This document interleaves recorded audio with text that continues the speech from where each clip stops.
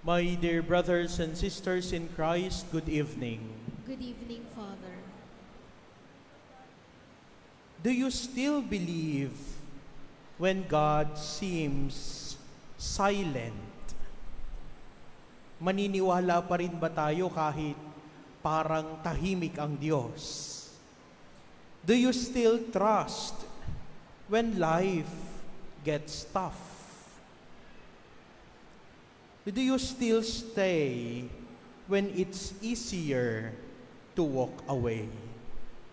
Mananatili pa rin ba tayo kung ang pinakamabilis na paraan ay tumakas at lumayo? Mga minamahal na mga kapatid, ang tunay na pananampalataya ay hindi lang tungkol sa pagkuha ng gusto natin. Ang tunay na pananampalataya ay tungkol sa pananatili kahit hindi natin maintindihan, kahit tila baga tahimik ang Diyos, kahit tila baga wala siyang sagot, kahit minsan nasasaktan na tayo. Faith is about remaining. Faith is about staying. Kaya nga sa ating unang pagbasa from the book of the prophet Habakkuk, tila baga si Habakkuk ay dumadaing na sa Diyos. At anong sinasabi niya? How long, O Lord, I cry for help, but you do not listen. I cry out to you violence, but you do not intervene. Lord, nasan ka? Tila baga ito na yung daing ni Habakkuk sa Panginoon. Tila baga si Habakkuk pagod na, frustrated pa. Nakikita niya na puro kasamaan, puro paghihirap, pero parang tahimik lamang ang langit. Parang walang imik ang Diyos. Mga minamahal na mga kapatid, minsan tayo rin ay dumadaan dun sa dinadaanan ni Habakkuk. May mga panahong parang wala ang Diyos. Parang tahimik ang Diyos. Parang hindi siya nakikinig. Parang walang nangyayari kahit dasal tayo ng dasal. Pero ito ang paalala sa atin ng ating pananampalataya. When you can't see His hands, trust His heart. When you can trace His plan, trust His process and promises. When everything shakes, stand still in faith. Ang pananampalatayang nananatili.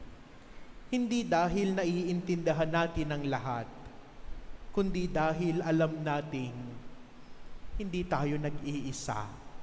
Kahit tahimik ang Diyos, hindi niya tayo iniiwan. In our second reading of today, Saint Paul reminds Timothy, Beloved, I remind you to steer into flame the gift of God that you have through the imposition of my hands. Sinasabi niya dito, manatili ka sa pananampalataya at sa pag-ibig na tinanggap natin kay Hesukristo. Are you going to remain? Are you going to stay? Mananatili ka pa rin ba? Kahit tila baga, tinatabangan na tayo sa ating pananampalataya. Tandaan natin mga minamahal na mga kapatid, hindi naman nawawala ang ating pananampalataya. Pero dumarating ang panahon na tila baga tayo ay nilalamig. Hindi naman nawawala yung ating pananampalataya, pero parang tila ba tayo ay lumalabnaw sa ating pananampalataya. Pero kung titingnan natin, you are still here. You still pray. You still come to Mass. Pero parang mahina yung apoy. Anong ginagawa natin kapag humihina ang apoy? Paypayan. Palakasin. Pag-alabin ulit ang apoy ng pananampalataya. Mga minamahal na mga kapatid, huwag nating hayaang patayin ng problema ang apoy na iyo ating pananampalataya. Huwag nating hayaang nakawin ng pagsubok ang kapayapaan na nagmumula sa Diyos. Huwag nating hayaang sirain ng mga delay at frustration natin sa buhay ang tiwala natin sa Panginoon. Faith that stays doesn't mean you never fall. It means you keep rising. Faith that stays doesn't mean you never cry. It means you keep believing even while crying. Kahapon po may nakilala ako na isang nanay at birthday nung kanyang anak, 2 years old.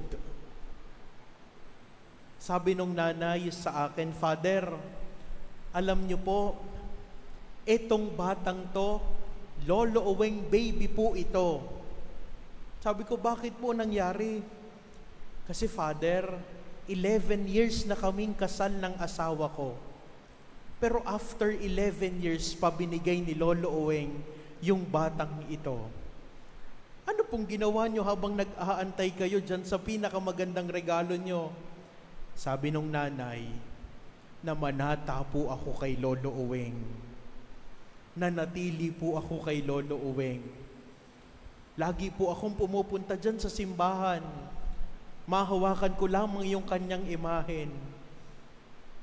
At after 11 years, pinagkaloob sa akin ni Lolo Oweng ang pinakamagandang batang ito. At alam mo, Father, nung pinagbubuntis ko po itong batang to, araw-araw, naglalakad ako papuntang simbahan, dumadaan ako kay Lolo Oweng, at may mga pagkakataon pang naliligo ako sa balon. Nung pinanganak ko yung batang to, hindi ako nahirapan, Father. Ang bilis ng delivery ko. Are you willing to wait for 11 years? Siguro marami tayong panalangin sa Diyos. At sasabihin natin, Lord, parang ang tahimik mo naman. Lord, bakit hindi mo ko sinasagot? But faith is about staying. Faith is about remaining. Are you willing to remain? In our gospel for today, the Lord opens us, and the apostle asked the Lord, Lord, increase our faith. Palaguin mo yung aming pananampalataya. But the Lord replied to them, if you have faith the size of a mustard seed, you would say to this mulberry tree, be uprooted and planted in the sea, and it would obey you. My dear brothers and sisters, hindi kailangan ng malaking pananampalataya. Ang kailangan ay pananampalatayang nananatili. Kahit maliit, basta totoo. Kahit maliit, basta marunong manatili. Ang butil ng mustasa na napakaliit, kapag ito'y nanatili sa lupa, ito ay tutubo. Kapag ito'y nanatili sa lupa, ito ay lalago. Kapag ito'y nanatili sa lupa, ito'y mamumulaklak at mamumunga. Even if you have faith the size of a mustard seed, basta kaya nating manatili sa Diyos, magagawa natin ang lahat ng bagay. John 15 verse 5 reminds us, apart from God, you can do nothing. Kung wala ang Diyos, wala tayong magagawa. Kaya, what is the secret? Faith grows when it stays. Ang pananampalataya ay lumalago kung ito ay nananatili. Mga kapatid, ngayong araw na ito, palalahanan natin ang ating sarili. Faith that stays is faith that saves. Ang pananampalatayang nananatili ay pananampalatayang nagliligtas. Kaya nga tingnan natin sa ating sarili. Kapag lahat tila baga sumusuko na, mananatili ka pa rin ba? Kapag ang lahat tila umalis na, mananatili ka pa rin ba? Kapag hindi mo na maintindihan, mananatili ka pa rin ba? Nakakalungkot yung ilan nating kapatid sa simbahang Katoliko, kapag naguguluhan sila sa pananampalataya, imbis na sila'y magtanong sa katekista, magtanong sa simbahan, saan sila magtatanong? Sa ibang sekta. Kaya imbis na malinawan sila, mas lalo pa silang naguguluhan.